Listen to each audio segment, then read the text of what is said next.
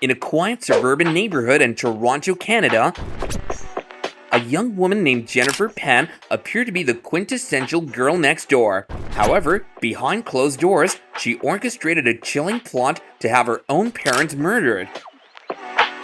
This is the shocking true story of Jennifer Pan and the dark secrets that lurk beneath her seemingly ordinary life.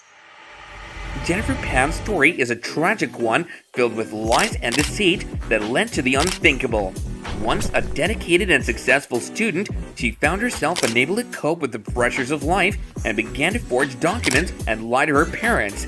Her obsession with a boy named Daniel Wong led her down a dark path, one that would eventually end in murder. Jennifer Pan's love for Daniel Wong fueled her anger towards her parents, who forbade their relationship. Despite being together for 7 years, her parents did not approve. Jennifer's involvements and intentions changed over time, adding to the complexity of the story. In court, she admitted to attempting to hire a hitman to kill her father, but the plan failed. Daniel Wong was also involved, with numerous text messages exchanged between the two about the murder plot. The brutal attack on Jennifer Pan's parents, carried out by Lenford Crawford and Eric Carty, was the culmination of a complex and carefully orchestrated plan involving Jennifer Pan and Daniel Wong. The tragedy of this case lies not only in the senseless loss of life, but also in the betrayal of a daughter who was once regarded as bright and full of promise. Jennifer Pan wanted her parents gone, but she didn't want to be the one to pull the trigger. In a study of 11 parricide cases where both parents were killed by their male child, researchers found that common characteristics in homicides such as substance misuse, juvenile violence history, and family criminal backgrounds were not relevant in these cases.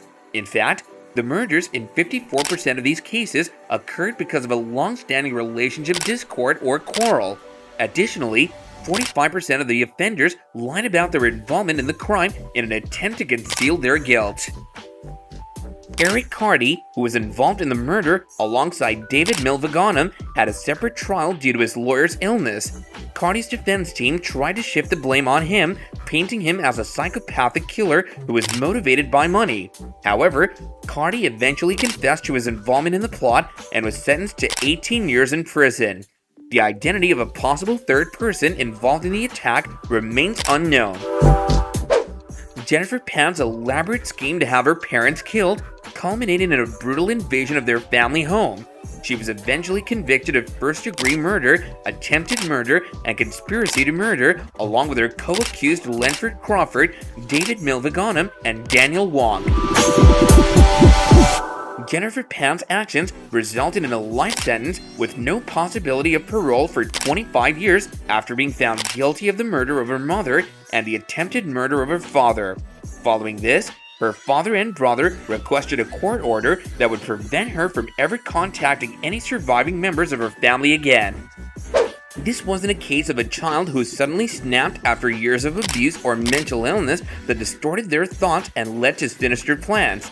Instead, the murder of Jennifer Pan's mother and attempted murder of her father were meticulously planned and executed with precision. It was a cold and calculated hit that was designed for maximum impact, not an explosive act of violence. So that about does it for this video.